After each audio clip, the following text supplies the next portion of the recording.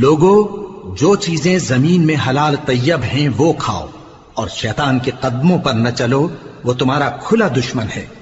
وہ تو تم کو برائی اور بے حیائی ہی کے کام کرنے کو کہتا ہے، اور یہ بھی کہ اللہ کی نسبت ایسی باتیں کہو جن کا تمہیں کچھ بھی علم نہیں۔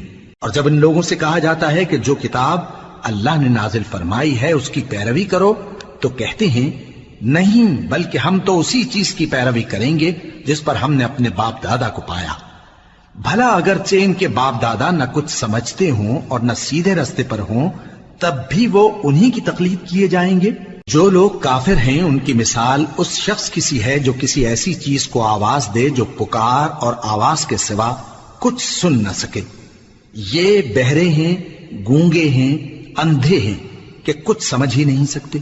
اے اہل ایمان، جو پاکیزہ چیزیں ہم نے تم کو عطا فرمائی ہیں ان کو کھاؤ، اور اگر اللہ ہی کے بندے ہو تو اس کی نعمتوں کا شکر بھی ادا کرو۔